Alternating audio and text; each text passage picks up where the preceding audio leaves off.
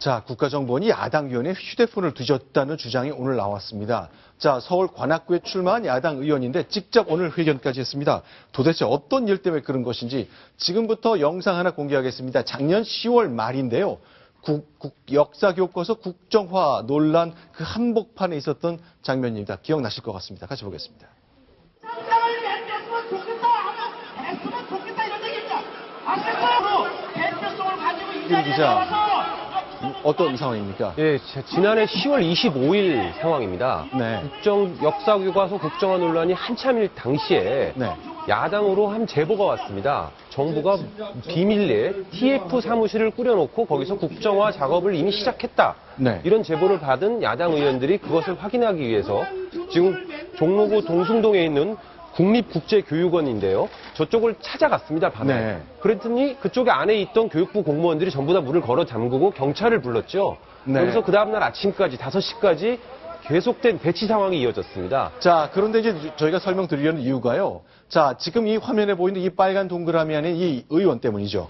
예, 유기용 의원인 걸로 보이는데요. 당시에 김태년 의원, 유기용 의원, 도종환 의원 등 많은 야당 의원들이 저 현장을 직접 찾아갔습니다. 근데 그때 당시에 찾아갔던 유기용 의원이 오늘 이 문제로 인해서 내가 국정원으로부터 휴대전화 사찰을 당했다라고 주장을 했죠.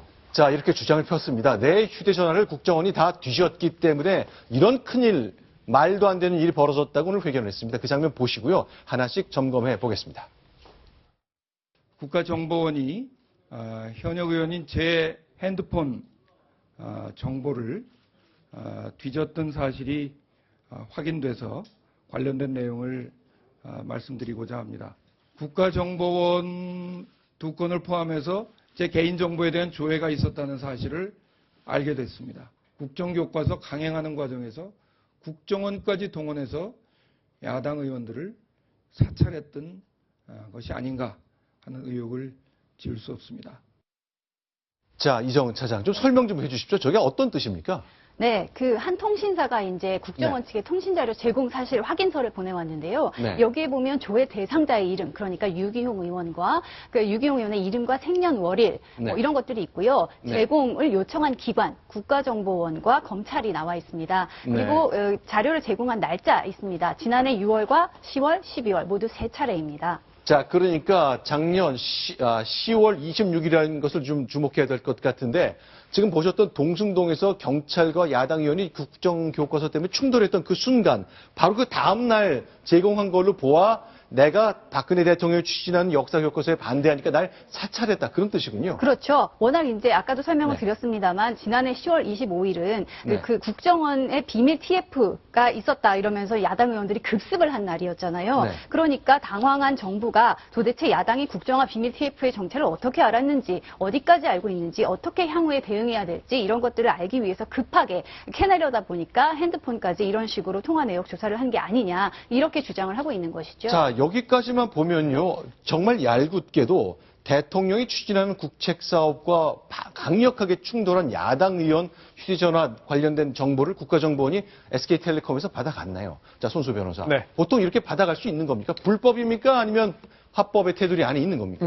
합법적일 가능성이 매우 높아 보입니다. 네. 왜냐하면 이게 통신비밀보호법을 봐야 되는데요. 네. 국가정보원장은 이제 정보수사기관의 장이기 때문에 통신비밀보호법에 따라서 2가지 조치를 취할 수 있습니다. 첫 네. 번째가 이제 통신 제한 조치인데요. 이건 감청을이라고 생각하시면 빠를 겁니다. 네. 두 번째가 바로 이번에 했던 통신사실 확인 자료 제공 요청인데요. 네. 이걸 보면은 실제 내용을 확인한 게 아니라 절차에 따라서 누구와 통화했는지를 확인하기 위한 것이기 때문에 절차만 준수했다고 한다면 불법이라고 보기는 어려운 상황입니다. 자, 그러니까 정리하면요. 자, 지금 유기용 의원 얘기만 들으면 자, 국가정보원이 통신사에게 연락해서 유기용 의원, 자, 내역 다 가져와봐. 그래서 쭉 받아간 것처럼 설명을 했거든요. 네. 그게 맞습니까? 네, 국정원의 얘기를 좀 들어봤는데요. 네. 조금 다릅니다. 뭐냐면 네. 이제 국정원의 얘기는 산업 스파이 혐의를 받고 있는 외국인 A씨의 통화 내역을 조사 중이었다는 거예요. 그런데 네. 그러다 보니 통화를 그것도 2014년입니다. 2014년에 여기를 좀 자세히 봤으면 좋겠습니다. 네. 통화를 한 여러 사람들 중에 한 사람으로 이제 유기용 의원이 있었다는 거죠.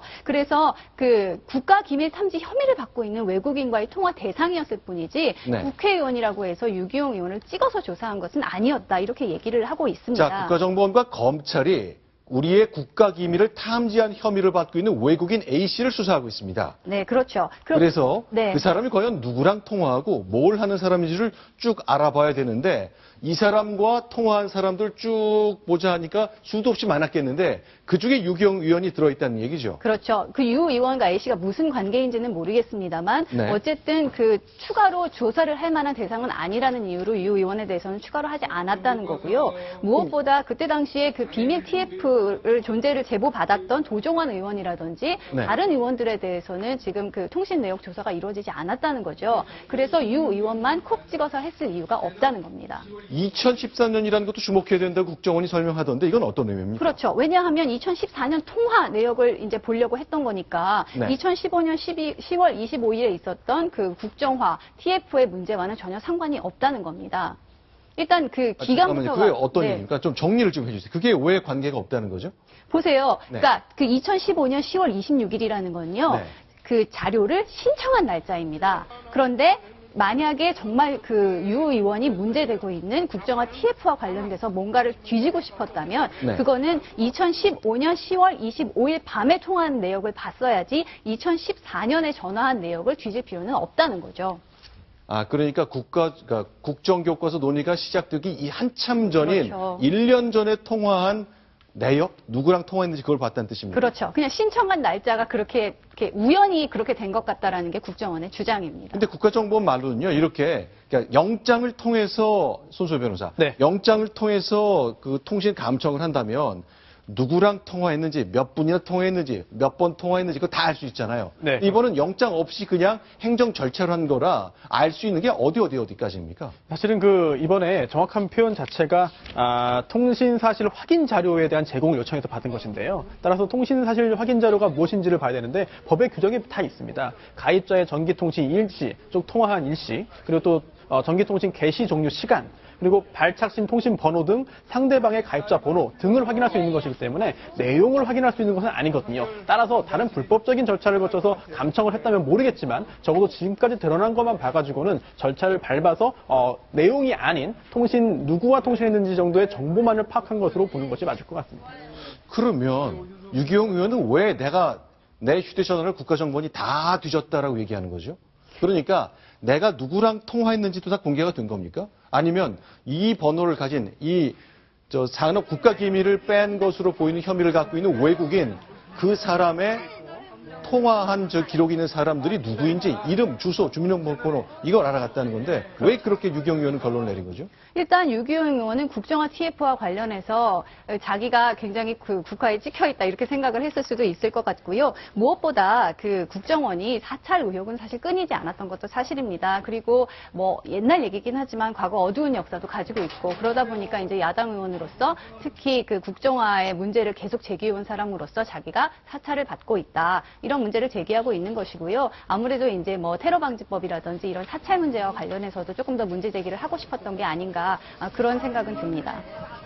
자, 일단 유기용 의원 오늘 이제 기자회견을 했습니다. 이제 선거에 출마했기 때문에 뭐 다양한 일정이 있겠습니다만 내가 당했다고 회견을 했거든요. 자, 국가정보원이 이렇게 설명했습니다. 그럼 이제 추가적으로 사실관계가 이렇다는 설명을 해야 되는데 보통 국회에서 회견한 의원들이 사후에 사실관계가 정리된 후에 사실은 이거였다고 정리한 일은 본 적이 없습니다. 과연 유기용 의원은 어떤 선택을 할지 어떤 대응을 할지 좀 봐야 되겠습니다. 추가로 좀 저희도 확인을 해보겠습니다.